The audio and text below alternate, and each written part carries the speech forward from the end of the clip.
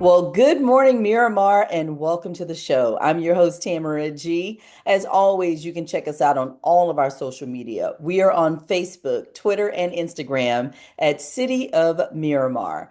And with us today is Dr. Bernard A. Harris Jr. He is a physician, an astronaut, a venture capitalist, and a philanthropist. He's a veteran NASA astronaut, y'all, a real astronaut. He's logged more than 438 hours and traveled over 7.2 million miles in space. I can't wait to talk to him because he has a new book out. He's sharing his journey, and it's an honest discussion of his struggles, ambitions, hopes, and dreams as a testimony to the voyage that we all face with a desire to discover the power from within, and it is called Embracing Infinite Possibilities. Welcome to the show, Dr. Harris. I'm so excited. Remember, I need to take you around with me. That was a wonderful introduction. Listen, I was all geeked out because I'm like, I get the chance to talk to a real astronaut. That is, do you know? Well, I know you know how rare that is in this space and time that people are able to go into space. Certainly, you're correct about that. I mean, the number of folks who've gone to space is a really small group, and Mhm. even smaller if you count African Americans or blacks or even people of color in Right. space. But Right. that is going to change because of what we call the new space economy. I hope we'll get a chance to talk a little bit about that too. Okay, I can't wait. So I have to ask this question. What prompted you to want to become an astronaut? You know, did you look at the stars when you were younger? Were you always wanting to know if there was life out of space? And we're going to ask you the question, did you find anybody or anything? But, what made you dream that dream? Because as you mentioned, for people of color, it's not a large percentage of people who get to actually do that dream.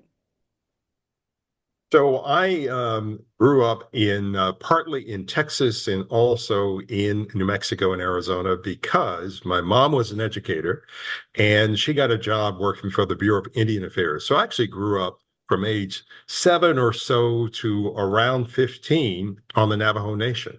And Wow. it was out there, away from the lights of the city that I could look up at the heavens and see those stars. And I was inspired by, wondering what were those lights and if there were planets, could I go visit? And at the same time, the American space program was developing. And in 1969, when I was 13 years old, Neil Armstrong and Buzz Aldrin landed on the moon. And I said, I want to follow in their footsteps. And so that's how the dream began. Wow. I mean, you have lived, Dr. Harris, probably five different lifetimes for people because, again, growing up on the Navajo reserves and just being around different people and different things, living in different states. You were born in Texas, which obviously that means you're an awesome person already. But being in Arizona, being in New Mexico, and working around different people and being around different people, it's it's almost as if you were destined to be in this type of lifestyle. Do you feel that way? I actually do. I firmly believe that we all have certain opportunities that are uniquely ours, that we were born for a reason. And I think I was born to be in space. Not only did I come into this world with this natural curiosity about science and science fiction, I was really felt drawn to STEM, what we call STEM now, science, technology, engineering, and mathematics. And so when I was in high school, I had to decide on what I wanted to major in because I knew I couldn't go to college to be an astronaut. I mean, that's not, they don't have that major. So I Right. chose medicine. So that's how I ended up choosing my first profession, which is medicine.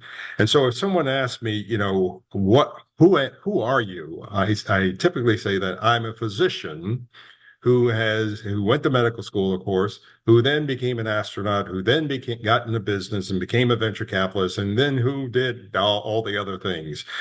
But the foundation was that education, was that solid education around medicine that set me on my pathway to do all of those things. Wow. Well, let's talk about STEM since we're here already.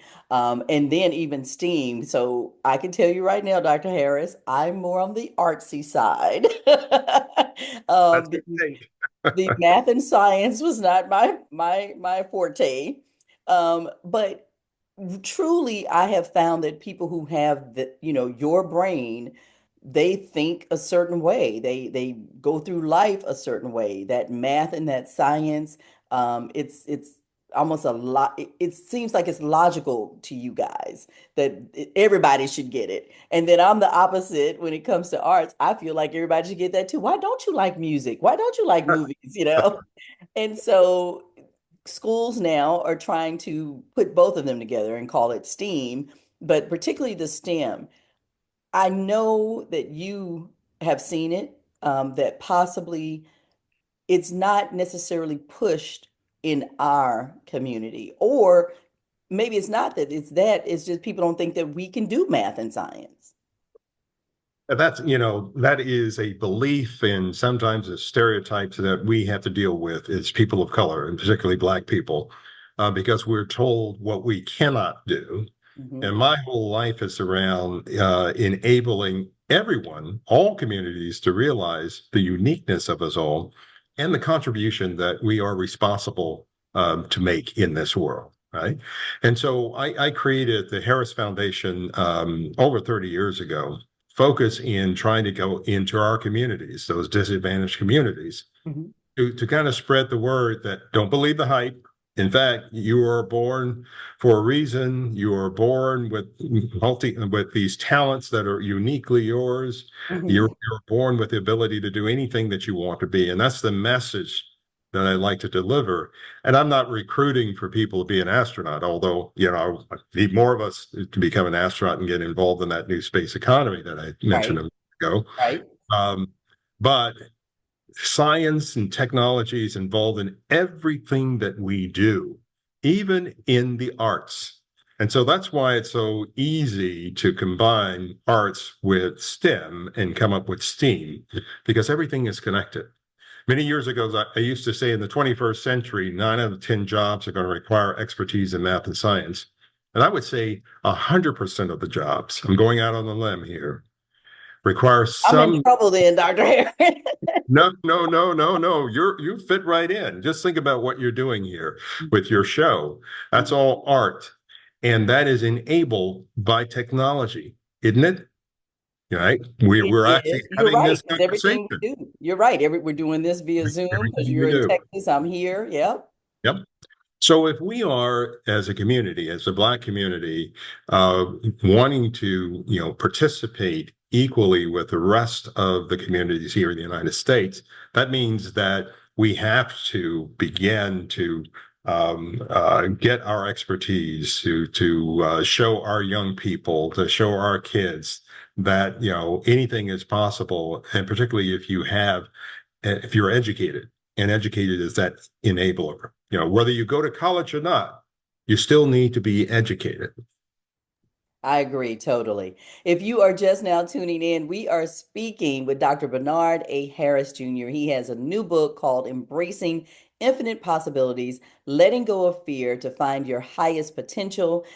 As we mentioned earlier, he is a physician. He is an astronaut, a venture capitalist, and a philanthropist. And we're talking to him about the new book. I'm going to pull it up in just a little bit. But the first question I wanted to ask is, what do you mean by embracing these infinite possibilities? So I've already alluded to one of my mottos that no matter what group that I talk to, I say there are three things that I know about you: that you were born for a reason, that you were born multi-potential, and you're born multi-talented. And so I usually go through all of that to sort of underscore those important points. And in combining those things, I put them under the umbrella of this motto that we are infinite beings with infinite possibilities, because we're born with those three things that I talked about. And if we are cognizant of who we are and where we are and where our ambitions lie, that is the road to success, however you define that success. And so that's why it's important. So when I say embracing infinite possibilities, it is taking on for yourself what that means. It means pulling that all together so that you can fulfill your full potential in this world.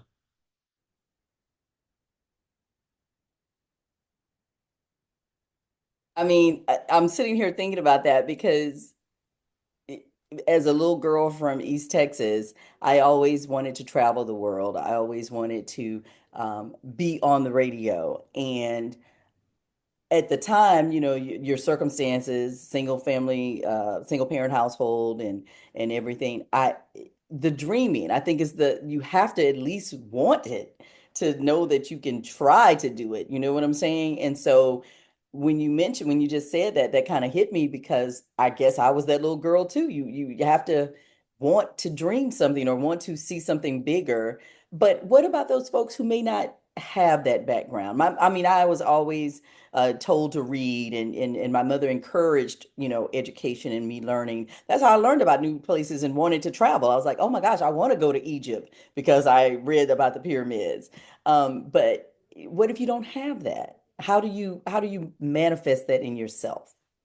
Well, that is the byline of the title of the book, of course, right? Letting go of fear to reach your fullest potential.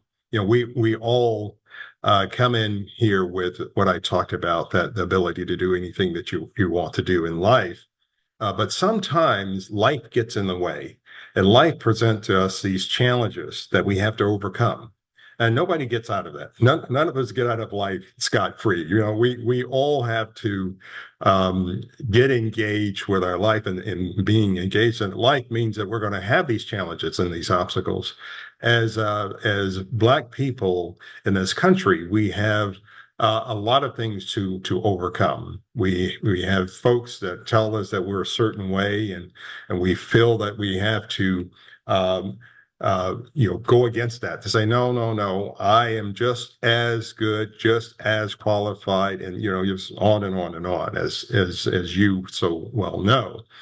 And in that, if we get uh, overcome by our fears and overcome by these external forces, then we can lose out on accomplishing our dream. And so the whole book is about, figuring out, who you are, number one, and number two, laying that foundation, creating that fertile ground so that you can grow into who you are to be. And so there are a lot of stories that I tell, mostly about myself. As an example, I'm an astronaut. I'm a pilot.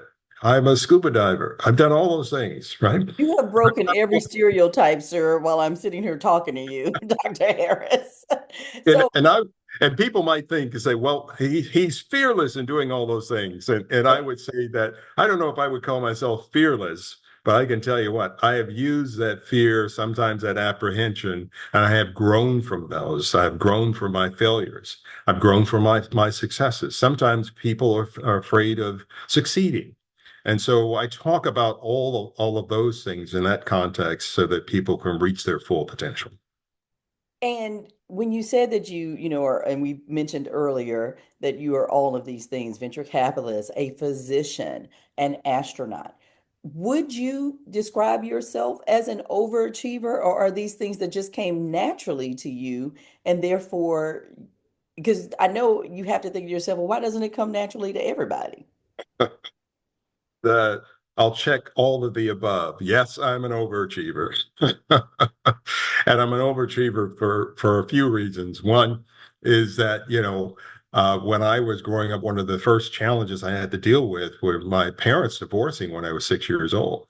That was one of those turning points for me where I could say, oh, my parents divorced and I'm going to give up on life and go down a different path. And many have done that path. And I decided not to do that.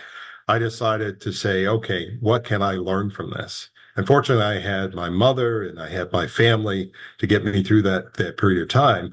But I learned something. I learned how valuable education was. I realized that my mom was educated. My dad had a high school education, not as educated, so his options were limited. education provided her with these options. So that was my first lesson, that education provides you options that you may not have otherwise. So what happened? I was determined to go to school. And so every time I was met with a challenge, I realized that I could learn from that challenge and move forward. And that's I think that is the seminal message here for your listeners and your watchers here, that don't let the world define who you are, right? You're the only person get to determine who you're going to be. I love that, Dr. Harris. And I love your mother too, because when you told me this, we were talking off mic and how your parents got divorced when you were 6 and she moved away in the Navajo reservation. I thought, man, she's a Renaissance woman because you just didn't do that in the No, 60s. no, not at all. You think about the 60s. Think about also my aspiration of being an astronaut. Mhm. When I looked at NASA, I didn't see anybody who looked like me Right. or any person of color. But we now know, now that we've gone back in history, that there were folks who were working behind the scene. There were women who were working behind the scene, and Doing the people. math calculation. There you go. Yeah, doing In, the math calculation, right? yeah. And enabling all of this, but that was not in the forefront of our history. But now we know different. And so, those folks, my success, I should say, I'm standing on the shoulders of those forefathers and mothers that paved the way for me. Wow. If you are just joining us, first of all, thank you so much for watching Good Morning Miramar. I'm Tamara G. And with me today, I have Dr. Bernard A. Harris Jr. He is the author of Dreamwalker, A Journey of Achievement and Inspiration, Embracing Infinite Possibilities, Letting Go of Your Fear to Find Your Highest Potential. And we've mentioned that he's had more lifetimes in one than most people as a practicing physician, as an astronaut, as a venture capitalist. And we're going to talk about, as you mentioned, about that money in space because it's coming. We all know it. But I do want to ask about your time in space. Well, before we do that, which one was scarier, being a physician or being an astronaut? Well, I would say there were scary parts for both, Right, right. but Okay. certainly blasting off on a rocket, as some astronauts have joked in the past, built by the lowest bidder, gets your attention. Yeah, But I see y'all have some a sense of humor. That's you do. I cute. have to have a sense of humor. So if I could, for your viewers, let me describe that. I flew on the shuttle, two shuttles. Columbia was my first mission. Discovery was the second one. And this vehicle weighed 5 million pounds. In order to get it into air, we have to light 5 engines that produce a thrust of 7.5 million pounds. So when those engines light, you're getting into space in a hurry. It only takes 8.5 minutes to get to orbit, reaching a speed of 17,500 miles an hour, which means we can go around the world every 90 minutes, get to see a sunset or sunrise every 45 minutes. It's pretty eye-opening. But that's a lot of energy and it's a lot of force as you're getting into space. But once you're there, it's incredible. You're 250 miles above the Earth, looking back at the beautiful sunsets and sunrises from space and floating in a place of microgravity. So it's pretty amazing. So it's a little scary part. On my second mission, I not only got to blast off in space, but I got to walk in space. And that was exciting too, because You were actually outside I was of the I space was shuttle. actually outside. Yeah, Wow. yeah. Okay, sir, those were a lot of lofty numbers, big numbers, and everything. It sounded like it was dangerous. That's what I got out of it. Going this fast and getting there in 8 minutes and all of this other kind of stuff. It sounded like it's dangerous. But I mean, obviously you know that, and it's the final frontier. I'm a Star Trek fan. So we know that. Do you think that there's going to be a time where we are living in space? You've been there. Do you think that that's going to happen? Happening as we're speaking today. Um, Above us, 250 nautical miles, is the International Space Station. And there are at least 5 or 6 crew members up there right now. We've had this station up for over 25 years or so, and we'll probably be up there for another 5 years as they begin to change out and evolve that. But there are going to be other orbiting platforms, other stations, manufacturing facilities on orbit in the near future. Next year, we will have the first humans back to the moon in over 50 years or so. And one of those is an African American called Victor Glover. And he is the pilot on that mission, and we're excited that he's going to be doing that. And also, the first woman will also be on that mission. This is just going to pave the way for not only the United States, but other countries that are also involved in putting on orbit platforms and then later going on to the moon, having colonies on the moon. And what I'm trying to picture here is this future, very near future, 5 to 10 years from now, where we have these platforms. And if people choose to have jobs in space, there will be jobs in space. And there will be an economy that'll develop between the Earth and the orbit and also the moon. And that's what we call the new space economy. Well, I keep saying I want to move because I'm so sick of these people down here. I'm like, just tell me how much it costs. I'll go. But why are there so many people and so many skeptics that don't believe that you all have traveled to space, that you've landed on the moon, that America has done this? Who makes this up? Why would you make that up? It's all made up. What can I say? I can't speak for them. I can only speak for myself and those of us who are participating in this. I will say this, though. If we don't, all of our communities, particularly the African American community, if we don't participate in this new space economy, we're going to be left literally here on Earth. I can tell you that those jobs that are going to be in on orbit and on the moon are going to be high paying jobs. I can tell you that the knowledge in the technology that we're going to be developing up there will not only apply for up in space, but also will drive the economies here on Earth. And so that's why it's important for us to embrace this. Wow, I'm just like it's happening sooner than later. And of course, I jokingly say that I want a Caribbean island, a deserted island that I can go and live on. And I also want to live in space because I want to get away from people down here because they're crazy. But that's it's funny that you say that this is going to be happening sooner than later and that we need to get in on the money trail because it does seem like people who of color, kind of miss out sometimes, even though we're some of the ones that are behind the technology. We don't capitalize on it in some kind of way. Exactly. Exactly. You're exactly right. And that's sort of my new mission is to kind of spread the word. So twofold, working on the pipeline to make sure our young people, when they're thinking about what they want to do in the future, have this as part of that landscape, part of their thought process. And realizing if they see someone who looks like them, like me, that they can participate in. I can't tell you how many communities I've been in where I was the first, African American astronaut that they had seen, and they didn't realize that we were actually in space. And why is because we are not actively ensuring that our young people have that view and have that picture. And also, let's face it, some of our communities are struggling, and some of our folks are struggling, and so it's hard to have that picture of the future when you're just focused on today.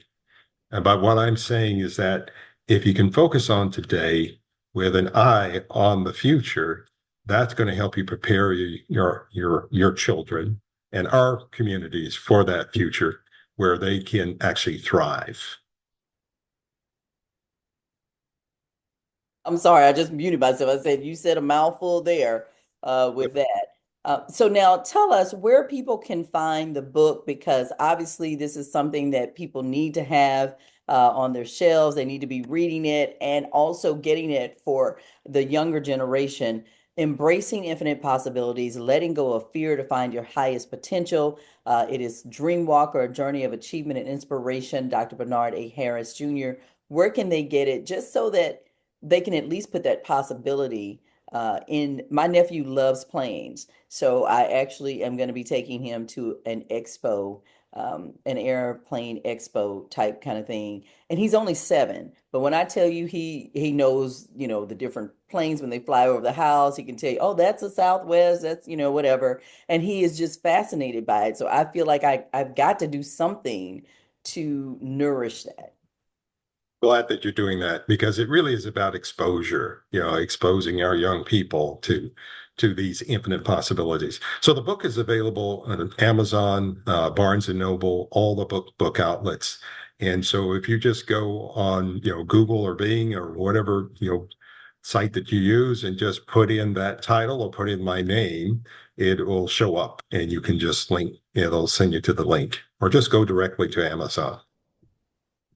Sounds good. Dr. Bernard A. Harris, again, I'm going to encourage everybody to get the book. I have enjoyed our conversation today. These two native Texans talking and catching up. It is called Dreamwalker, A Journey of Achievement and Inspiration, Embracing Infinite Possibilities, Letting Go of Fear to Find Your Highest Potential. And I think this is for everyone, not just people who are interested in STEM or STEAM, but truly a life volume that you can use to get you to that next place. If you're stuck or if you don't even know where to turn or where to start, this is probably one of those books that's going to show you that way. Tamara, thank you so much. This has been my pleasure to be on your show. Thank you very much, Dr. Harris. And thank you for watching Good Morning Miramar. Until next time, I'll see you later.